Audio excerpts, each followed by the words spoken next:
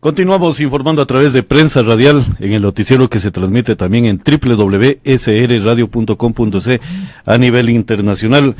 Ya tenemos el contacto telefónico desde la capital de la República con el doctor Napoleón Santamaría, con quien haremos información. Cuando hay un proceso eleccionario 2017 que está vigente y que muchos de los ciudadanos están también en la vertiente de conocer cuál es la capacidad económica que tiene actualmente el Ecuador y cuáles son los análisis en esta parte fundamental del Estado ecuatoriano, en la cual se determine si los candidatos están topando correctamente el tema económico cuando hay un problema ya en los bolsillos ecuatorianos de lo que sería la liquidez económica. Señor doctor, buenos días, bienvenido a Prensa Radial. ¿Cómo podríamos observar y cuál sería el régimen fiscal del Ecuador y cómo se debe de analizar políticamente por los candidatos? Señor doctor, buenos días. Muy buenos días, mi estimado Daniel. Muy buenos días.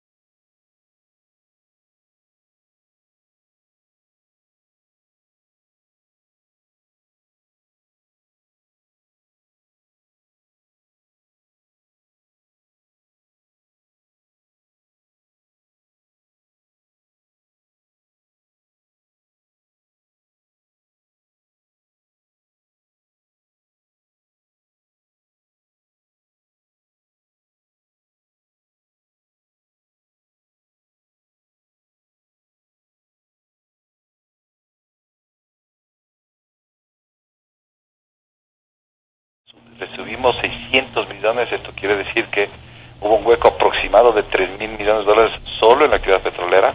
En segundo orden, efectivamente el dólar se repotenció, se revalorizó a nivel internacional y eso hizo que nuestras exportaciones sean cada vez menos competitivas en precio, aunque en calidad nuestros productos de agroindustriales y agro propiamente son muy buenos. El precio ha hecho que los mercados internacionales no los puedan absorber, fácilmente por el costo que significa su adquisición. Y efectivamente este frente externo nos ha afectado. Pero luego tenemos un frente interno, y esto es lo que tenemos que sincerar en el país. Un frente interno significa las políticas públicas que diseña un Estado para hacer que su país salga adelante acompañado de tres elementos. Primero, generación de riqueza y empleo a favor de todos los ciudadanos. Segundo, inclusión social, que todos los ciudadanos tengamos capacidad de acceder a bienes de calidad primarios, educación, salud, vivienda, etcétera. Y tercero, que esta cadena productiva se encadene con un desarrollo sustentable de nuestros ecosistemas, que es un punto que a nivel internacional la Organización de Cooperación para el Desarrollo Económico ya alerta. Si ustedes ven el Loja, que es una provincia vecina del país, del Perú, de nuestro vecino del sur, ya ven los efectos que tiene una hiperproducción agrícola devastadora de los campos por no mantener un desarrollo sustentable. Y estos dos grandes vertientes, esta amenaza externa y esta falta de políticas públicas de desarrollo interno, ha hecho que efectivamente el país se encuentre en una grave crisis. Y atendiendo justo su buena observación, los candidatos lastimosamente en una vorágine política no nos han dicho la verdad, que el Ecuador se encuentra en una gravísima crisis económica. Ahora, señor doctor, pero cuando hablamos de una grave crisis económica, ¿significa que el poder adquisitivo del ciudadano ecuatoriano prácticamente va a la baja, o es que son los ingresos económicos de las arcas fiscales del Estado ecuatoriano las que están afectadas en gran característica o en gran profundidad? ¿Y cómo deberíamos de resolverla? ¿Mirando a los mercados internacionales sin ideología o tenemos que resolver los problemas internamente para después analizar el punto externo, señor doctor? Muy bien, muy buena consulta, porque a ver, ¿cómo medimos el tema de la crisis económica? El mayor indicador que muestra solvencia, crecimiento y desarrollo de un país es su capacidad de recaudar impuestos. ¿Por qué? Porque un país, cuando tiene ciudadanos que comercian, que ganan dinero, que ganan riqueza, los estados tienen la capacidad de cobrarles impuestos y por lo tanto financiar los presupuestos generales. El mayor impuesto, el que más regula estos indicadores de cómo va la economía de un país y cuánto puede los estados financiar sus cajas fiscales, es el IVA. Y lastimosamente, mira, Daniel, lo que pasa con el IVA. El IVA, que es el impuesto al valor agregado, el que pagamos cuando compramos, vendemos, arrendamos, etcétera, el IVA del mes de febrero de este año es el peor mes de recaudación de los últimos 5 años. Ojo, y sin embargo que recuerden los ciudadanos y los escuchas que al 1 de julio del año anterior el IVA subió 2 puntos. Por lo tanto, solo por la subida de 2 puntos deberíamos tener una mayor recaudación. Pero las cifras oficiales del SRI muestran que hoy tenemos una recaudación menor respecto de los últimos 5 años. Esto es contundente, esto es lapidatorio, significa claramente que la economía está en franca recesión. Ahora, ¿qué efectos produce la recesión económica? Como bien lo dice usted, los ciudadanos cada vez tenemos menos dinero en nuestro bolsillo, y eso fundamentalmente por 3 razones. Primero, porque muchos nos hemos quedado en el desempleo, o tenemos empleo no pleno, lo que llamamos antes subempleo. Primera razón. Segunda razón, porque los comerciantes, los empresarios cada vez venden menos y por lo tanto cada vez ganan menos. Y tercero, porque efectivamente los costos de los precios, el costo incorporado al precio de los bienes y servicios, especialmente los bienes en el Ecuador, son muy altos. ¿Debido a qué? Debido a que el Ecuador tuvo que imponer un conjunto de medidas aduaneras que incrementó el valor de los mismos. El ejemplo del licor es un ejemplo gráfico para explicar este tema. El licor antes de las salvaguardas tenía un 45% menos de su valor. A marzo del 2015, cuando se imponen las salvaguardas, se incorpora un 45% adicional en el precio, más 2% del IVA agravado. Esto significó que en la economía ecuatoriana tengamos todos los ciudadanos menos dinero en nuestro bolsillo, y con ese poco dinero que nos queda en el bolsillo, cuando íbamos a comprar bienes, los bienes habían subido de precio por estas razones parafiscales. ¿Cuál es la solución, Daniel? La solución es que los políticos, quienes están terciando, nos digan claramente, como bien decía usted, quitar ideología a los programas no de gobierno. Los ciudadanos no deben votar por alguien que plantea un plan de gobierno. Los ciudadanos deben votar por las personas que plantean un desarrollo del Estado ecuatoriano. Porque resulta, queridos radioescuchas, que un gobierno dura 4 años y se va, o en máximo, como el presidente actual, durará 10, pero luego se va, y el Estado queda ahí, y los ciudadanos que vivimos en este país quedamos ahí.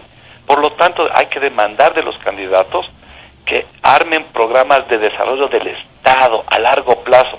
Debemos pensar en nuestro agro de aquí a 50 años, en nuestras exportaciones, vamos a suponer, de alfalfa, de brócoli, etcétera, varios productos para no entrar en casuísticas, a 40 años. Eso es lo que está haciendo Perú. Perú es el único país del Pacto Andino que crece a razón del 4.5%, y los demás países contraídos, detenidos, porque no tenemos políticas públicas. ¿En dónde está el poder? El poder lo tienen los ciudadanos. Los ciudadanos tienen en su voto el poder de decidir los destinos del país.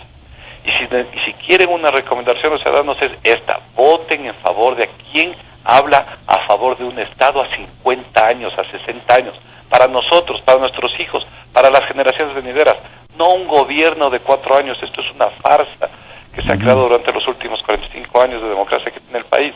Tenemos que pensar en un país en desarrollo constante y no en un plan de gobierno, mi estimado. Claro, señor doctor, pero usted dijo algo fundamental y muy preciso. Votemos por el Estado, votemos por la República, y esas políticas tienen que ser así, de esa característica y de esa magnitud.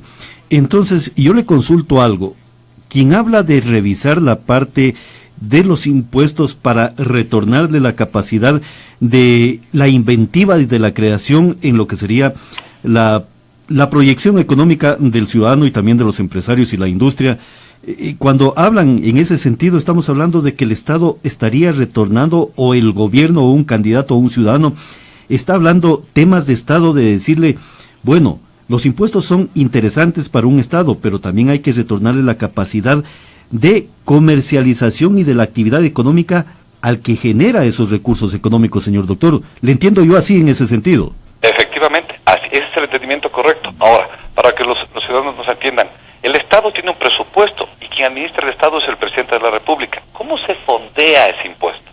Ese presupuesto tiene fundamentalmente tres áreas de financiamiento. Primero son los impuestos. Los ciudadanos mantenemos con el 49% del presupuesto general del Estado con nuestros impuestos. Ahí le hago una digresión para que los radioescuchas nos entiendan. No es que los impuestos pagan los ricos. Cuidado, radioescuchas. Los impuestos a nivel mundial nunca pagan los ricos. ¿Quiénes pagan los impuestos? Nosotros, las clases medias y las clases pobres. ¿Por qué? Para explicarlo por qué. Cuando yo voy a una tienda y compro una gaseosa, y compro unas papas, y compro cualquier producto de la tienda, bueno, ahí yo pago, todos los ecuatorianos pagamos un IVA, impuestos, claro. Impuesto a los consumos especiales, un arancel, una salvaguarda, etcétera. Nosotros somos los que pagamos, los ciudadanos, los que vamos a pie. ¿Qué hacen las grandes empresas? Las grandes empresas solo recaudan esos impuestos y luego le entregan al Estado ecuatoriano. Pero en los indicadores, como no pueden los indicadores ver qué nombres de todos los ciudadanos que fueron a las tiendas, a los mercados, a los supermercados a comprar y poner los nombres de todos, no, solo ponen el nombre del supermercado. Este gran supermercado es el que pagó 10 millones de IVA, vamos a poner cualquier ejemplo. Los 10 millones no es del señor del supermercado, esto tienen que entender los ciudadanos. Quien pagamos los impuestos somos nosotros. En Alemania pasaron luego de la Segunda Guerra Mundial cerca de 10 años empoderando a los ciudadanos. Cuando el ciudadano entiende que este Estado funciona porque nosotros pagamos de nuestro bolsillo los impuestos, entonces se empodera. Y un ciudadano empoderado tiene la capacidad de decidir, de exigir, de reclamar al gobernante de turno que haga bien las cosas. Claro, y allí, sí, siga nomás, señor doctor, siga. Esta es la primera fuente de financiamiento, los impuestos que pagamos. El segundo es el endeudamiento, los créditos que obtenemos del exterior para financiar nuestro presupuesto. Y tercero, son nuestros recursos naturales, que son de todos. Cuando explotamos el petróleo, eso no es del señor Estado, es de todos los ecuatorianos.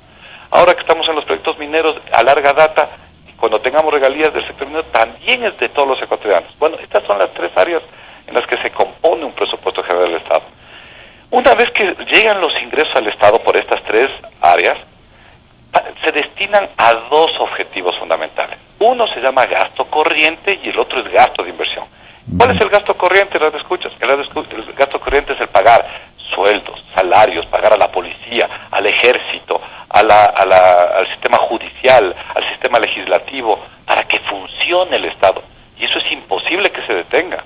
Esa es parte de la teoría de Montesquieu de la remisión de los poderes. Así que eso no puede detenerse. Y la otra parte es para inversión, el famoso gasto de inversión. ¿Para qué? Para construir hidroeléctricas, puertos, aeropuertos, etcétera. Entonces, cuando un país tiene estos graves problemas de contracción económica, claro, la tendencia es que los impuestos comienzan a bajar. Sin que baje la tarifa, baja la recaudación. Y lo que están proponiendo uno de los candidatos, puntualmente el señor Lazo, lo que está proponiendo es bajar los impuestos. Entonces, ¿cuál es la visión que le está planteando del Estado? Es que ya el Estado se olvide un poco de hacer la inversión, el gasto de inversión. Que el Estado ya no haga escuelas, ya no haga hidroeléctricas, ya no haga puertos, aeropuertos, sino que eso delegarlo al sector privado. Y que el sector privado se encargue de eso. Obviamente todos entenderán, cuando se delega al sector privado, tiene un encarecimiento, el costo del servicio es un poco más costoso, eso es natural, pero en la coyuntura parecería que la economía ecuatoriana no tiene otra salida. ¿Por qué? Porque lo poco que recibe el presupuesto se destina casi en su totalidad, escucha, eso debe entender, casi en su totalidad al gasto corriente. Y como les decía, eso no puede detenerse, no puede pararse, pero reducirse, porque nos genera mayor desempleo y agudiza el problema. Claro, y hay algo interesante, señor doctor, que usted lo detalla muy inteligentemente en ese sentido.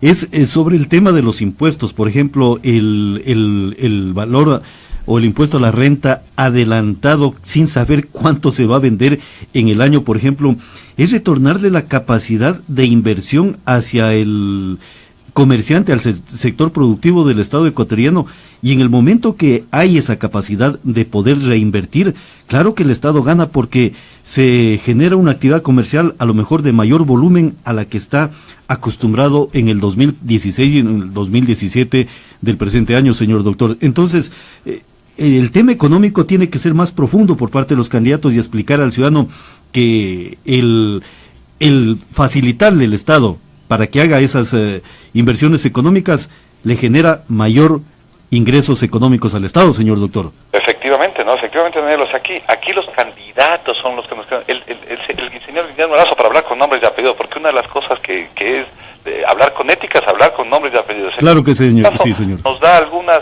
visiones genéricas, generales, de lo que podría ser un plan de gobierno. Está claro que lo que está buscando es una reducción de impuestos, incentivar el aparato privado. Va a ser una tarea muy difícil, muy ardua. El país se encuentra en grave recesión y reactivar un aparato productivo es muy complicado, peor aún cuando nuestros vecinos, Colombia y Perú, son países que están muy bien, especialmente Perú, donde su barco y su velero está activado y en buen rumbo. Pero el señor Moreno también nos habla un poco de mantener las cosas como están, quitar algunas cosas que ha sugerido, pero la verdad, el señor Moreno nos queda debiendo un poco más, creo yo, que el señor Lazo, en el tema de las propuestas de cómo sacamos nuestro país adelante. Y creo yo que lo sustancial aquí es que haya un debate. Los ciudadanos queremos escucharles, llámenle en debate, llámenle en diálogo, llámenle en conversatorio, como sea, pero queremos escuchar quién de los dos plantea un país de desarrollo.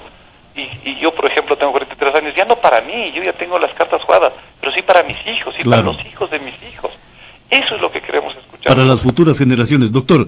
Y en esa parte económica, porque hemos estado hablando de la parte interna y de la capacidad de reorganizar nuevamente la estructura económica privada y a lo mejor un poco también la estatal, pero dejar en la mano privada la mayor construcción de espacios de fuentes de trabajo.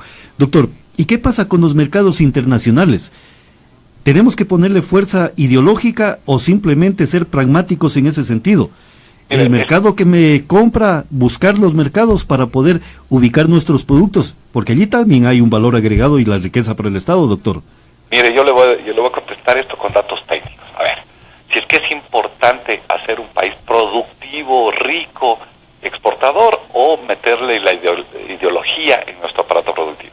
El Ecuador, frente a las mediciones que se han hecho ya técnicas, frente a otros países europeos, mi estimado Daniel, y lo escucha, en lo que es producción de papa, Ecuador es un país no viable en la producción y exportación de papa.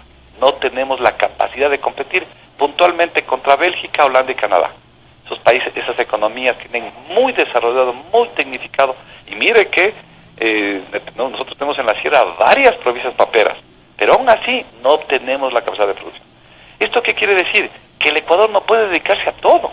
El Ecuador sí es el mejor del mundo en otras áreas. Tenemos el mejor espárrago, tenemos el mejor camarón del mundo, claro, el mejor banano, el mejor café de aroma, el café fino de aroma, el mejor cacao. Bueno, tenemos productos de calidad y somos los primeros en el mundo. Entonces las políticas públicas del Ecuador tienen que orientarse a desarrollar donde realmente somos los mejores, donde realmente somos productivos. Y una vez que tengamos una gran producción, porque si por ejemplo China dice, perfecto, yo a Ecuador le voy a comprar camarón, pero le voy a comprar 1,000 toneladas mensuales, el Ecuador no tiene esa producción. Entonces tenemos que ampliar nuestra capacidad productiva en lo que realmente somos buenos. Mire la cebada. Loja es una provincia que tenía siembras de cebada. Hace 7 años nosotros éramos 5 veces más grandes que Perú. Hoy día Perú es 17 veces más grande que nosotros. Ustedes juzguen, escucha, ¿quién ha hecho mejor la tarea? ¿Qué país? Olvídense de gobiernos aquí. No elegimos al señor Salvador, al revolucionario, eso se acabó. Tenemos que elegir a un simple buen administrador de la cosa pública que con responsabilidad del fondo público le dé una orientación social al gasto y a la inversión. Y por lo tanto, para salir de la crisis, no solo que tenemos que repotenciar nuestras áreas de desarrollo económico donde somos poderosos y productivos. Claro, señor doctor, y usted nos está diciendo que aún somos débiles en ese sentido, porque también las universidades allí tienen un gran componente de que no han sido las grandes gestoras de esta fortaleza económica del Estado porque se preocuparon de otros temas que a lo mejor la ideología genera esos problemas en lo que sería la ciencia para este aspecto de lo que sería, ya a nivel mundial se habla de no de la agricultura y ganadería, sino de la gran industria alimenticia que va a generar estos productos para alimentar a la población. Y allí el Ecuador a lo mejor tendría la oportunidad de enfocarse, por ejemplo, el tema del camarón, es cierto, es uno de los mejores del mundo, que no le igualan a lo que sería la producción ecuatoriana. Pero doctor, ¿qué pasaría en ese contexto cuando los candidatos, como usted decía, no dialogan, no se sientan a discutir los temas del Estado? Porque allí necesitaríamos un jefe o un presidente que sea un ciudadano de Estado, señor doctor. Mire, yo sí quiero topar lo que usted resalta, las universidades, desde luego. Los países que desarrollan son los países que encuentran sus capacidades. Por ejemplo, el Ecuador entre el camarón, espárrago, brócoli, etcétera, etcétera, banano, etcétera, tantos productos que tenemos. Y luego las universidades son los centros de desarrollo tecnológico, donde menor químico en la siembra, menor frío en la poscosecha, etcétera. Las universidades son los centros de desarrollo tecnológico y científico del desarrollo productivo del país. Desde luego el Ecuador nunca estuvo vinculado a eso. Lastimosamente hablar de esa interesante inversión de Yachay, vinculado a qué? ¿Cuáles han sido los dos grandes proyectos de Yachay? Primero, el tema del carro eléctrico. Vean, ecuatorianos, escuchas aquí, lo que peor se puede decir un país es mentirse a sí mismo. Ecuador no tenemos producción de planchas, de licuadoras. ¿Cómo pretendemos producir vehículos y competir con los japoneses, con los coreanos, con los alemanes? Que están 100 años, 200 años adelantado. Eso es absurdo, pero sí podemos competir con esos países, ganarles y ser mucho más competitivos en, como usted bien dice, agroindustria de calidad. ¿Qué demanda el mercado europeo? No demanda banano, demanda banano de calidad, demanda de banano sin químicos, sin fertilizantes, sin pesticidas. Eso es lo que demanda el europeo. ¿Y cuánto nos paga? Bueno, nos paga muy bien ese producto de calidad. Ahí tenemos que enfocar nuestras universidades. Lastimosamente, estos proyectos universitarios creados por el gobierno están desenfocados y han servido como plataforma política y no para el desarrollo del país. Claro, señor doctor, y alguna vez yo razonaba aquí en la provincia de Loja con algunos técnicos que, por ejemplo, la bendición de Loja, porque se dicen que Loja es el último rincón del mundo, y yo digo, no, Loja es el primer sitio del mundo por los diversos microclimas que tiene este territorio provincial. Y le manifestaba alguna vez a los candidatos a la Asamblea Nacional Legislativa que lo que queremos en Loja no es el favor del gobierno y la retribución a lo mejor de votos. Queremos sembrar papas en el territorio lojano. Pero no queremos vender papas, sino queremos vender la genética de las papas a través de la fuerza intelectual de los pueblos y de las universidades. Entonces yo creo que por allí sería el camino, señor doctor. Exactamente. Entonces usted está topado un punto esencial. Si es que nosotros definimos como país, sectorizando nuestros productos de calidad, si usted me dice en Loja, por ejemplo Loja, a niveles internacionales ya se escucha, aunque en bajísima producción, el café. El café de aroma. El café gourmet de Lojano. ¡Qué buena cosa! Mire, si podemos vender una libra en los Estados Unidos, en Europa, en los países desarrollados, una libra a $20 el café gourmet como es el que está en Lojano, entonces invadamos el mundo de café, pero café de calidad. Si es que anclamos nuestras universidades a esta producción de la provincia de Loja, y a eso incorporamos a muchos lojanos en empleo, en producción, en mano de obra directa, indirecta, y adicionalmente le damos un desarrollo sostenible, ecológico de nuestros campos. Este es un país, como usted lo ha dicho, es un país bendecido por Dios. En el último informe que da la CEPAL sobre el tema del turismo, le quiero comentar esto para que los nos escuchen y vean la maravilloso país que tenemos.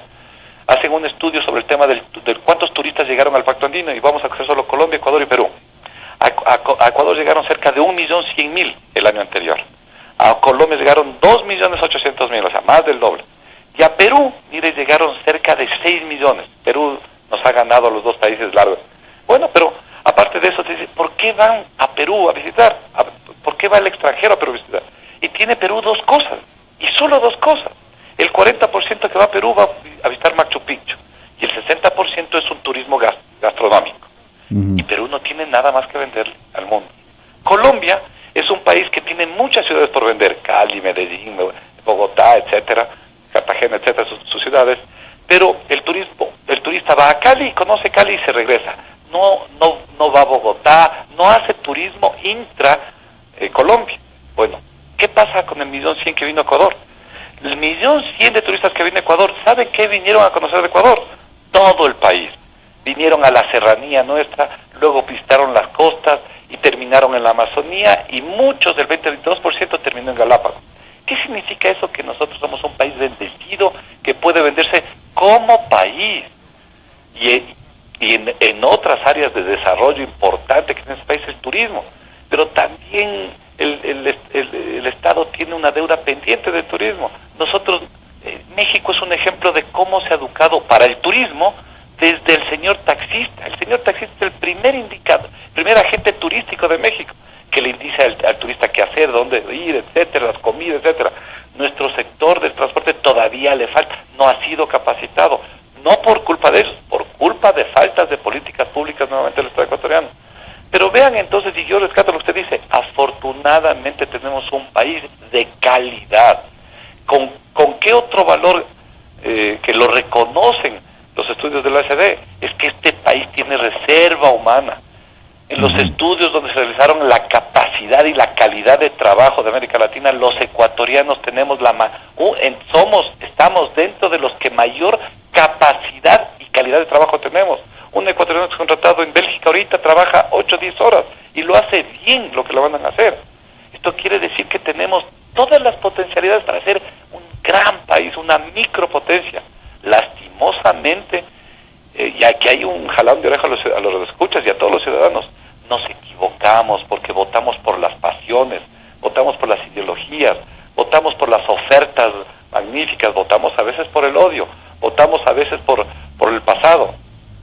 Nos hablan ahora, por ejemplo, es que el feriado bancario, señores, esto pasó hace 20 años, seguir hablando del feriado, entonces ¿por qué no hablamos de la muerte de Eloy Alfaro? O de la Revolución Juliana, o de la Revolución de marzo de 1845, esto se acabó.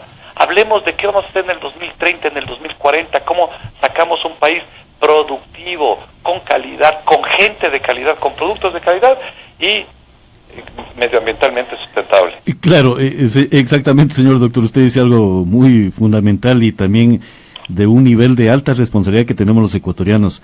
Por ejemplo, ¿por qué Norteamérica se ha desarrollado cuando se independizaron casi en la misma época y en los mismos años con Latinoamérica?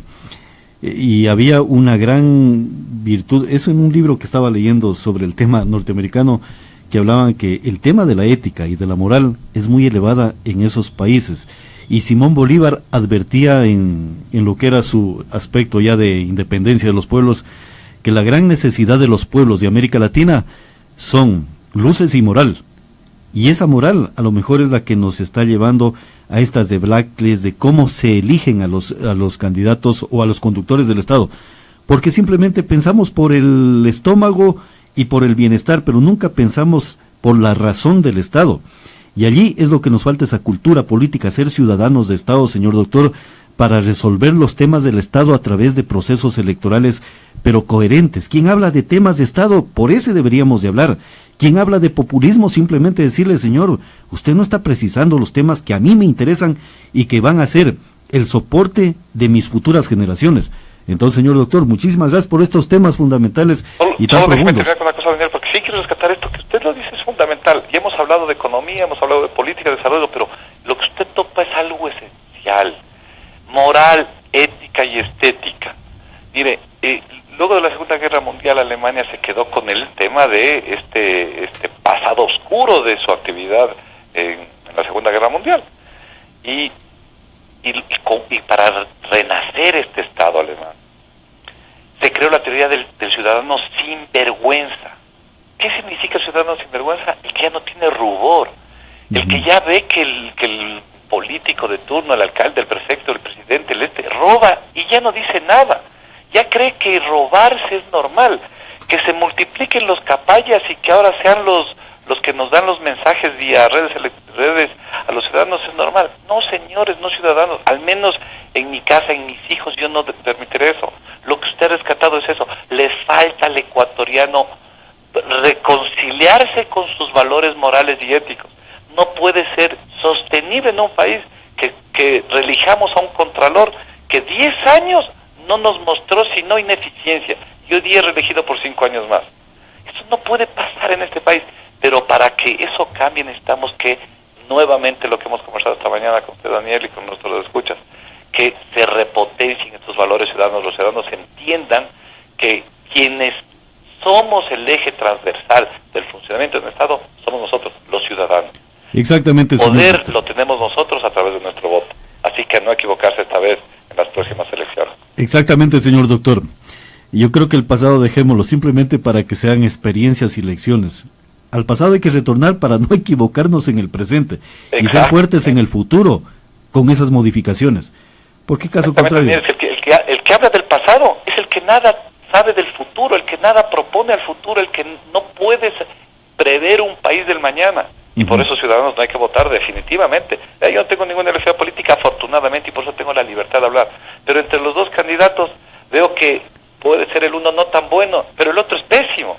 Y entonces, en la coyuntura de un candidato que no sabe nada, que no dice nada, que no tiene propuesta, no tengo otra opción que votar, porque soy un demócrata, votar por el que no es tan malo como el señor Moreno. Exactamente. Usted va a votar por el Estado, yo también voy a votar por el Estado. Por la República. Exactamente, señor doctor. Nos han seguido mucha gente, Nelson Samaniego en la provincia de Loja, Leonidas Alberto Tello también en la provincia de Loja, y algunos amigos más que están en sintonía también de este medio de comunicación, y las reflexiones están viéndolas a través de Facebook, que estamos transmitiendo también esta entrevista a nivel, que usted también la puede ver, señor doctor. Muchísimas gracias, doctor Napoleón. Estaremos en contacto. Gracias a los escuchas, que tengan un lindo fin de semana. Gracias, el doctor Napoleón Santamaría, haciendo referencia de la parte económica del Estado ecuatoriano y cómo se tiene que resolver en política estos problemas que se han venido gestando durante estos años en la República del Ecuador. Continuamos informando.